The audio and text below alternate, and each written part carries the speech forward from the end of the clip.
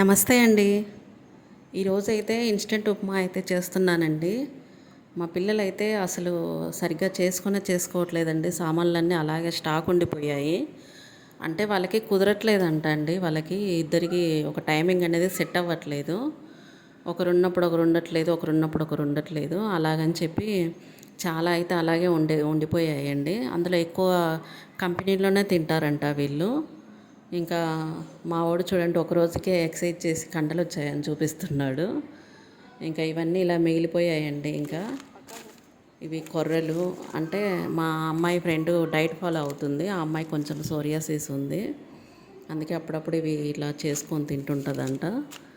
ఇంకా మొత్తం చూడండి, మొత్తం సామాన్లు అయితే ఇలా అయితే కొన్ని కవర్లలో కొన్ని డబ్బాలలో అయితే పెట్టేసుకున్నారండి.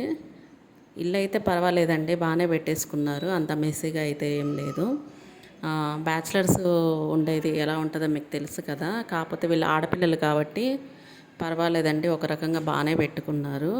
ఇంకా ఈ మధ్య వీళ్ళకి టైం ఉండట్లేదంట, అందుకే కొంచెం కొద్దిగా అయితే ఎక్కడవక్కడ ఉన్నాయి. ఇంకా సరే సర్ది పెట్టేద్దామని చెప్పి ఇంకా టిఫిన్ అయితే తినేసి ఇంకా మొత్తం ఎక్కడవక్కడ నీట్గా పెట్టేశాను. వీళ్ళు ఇద్దరే ఉంటారండి వీళ్ళు. ఇంక ఇవి బట్టలు అయితే ఇక్కడ ఇట్లా కింద పడుకుంటారండి, ఇలా అయితే పెట్టేసుకున్నారు.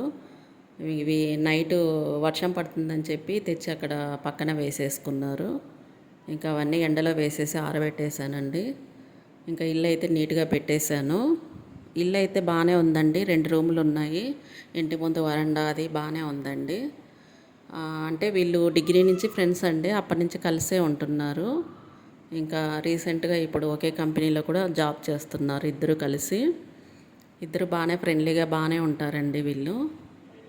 ఇక ఇంటి ముందు వరండా బట్టలు ఆరేసుకోవడానికి, కూర్చోవడానికి అన్నిటికీ చాలా బాగుందండి. వెదర్ కూడా చాలా బాగుంది ఈరోజైతే. ఇక ఇలా అయితే ఉందండి మొత్తము.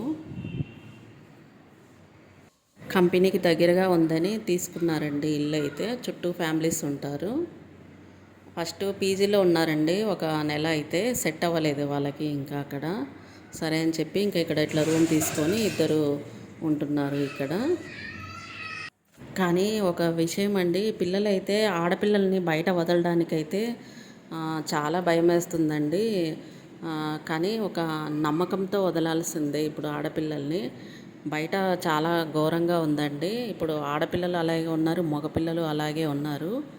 కానీ మనం మన పిల్లల మీద నమ్మకంతో బయటికి వదలాల్సిందే వీళ్ళని. ఆ నమ్మకం మన పిల్లలు నిలబెట్టుకోవాలండి, ఆడపిల్లలైనా మగపిల్లలైనా. తల్లిదండ్రులు మనల్ని ఎంత నమ్మకంగా పంపించారు, మనపై ఎంత నమ్మకం పెట్టుకున్నారు అని. ఆ రెస్పాన్సిబిలిటీ వాళ్ళకి ఉంటే గినక తప్పుడుతో పట్టరండి.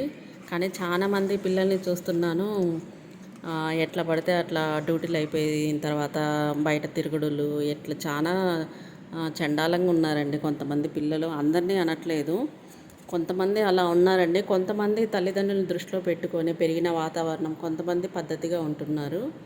ఏది ఏమైనా అంటే ఒక తప్పుడు దారి పట్టామంటే లైఫ్ అంతా స్పాయిల్ అయిపోతుందండి. ఇదేంటి ఇవాల్టి బ్లాగ్.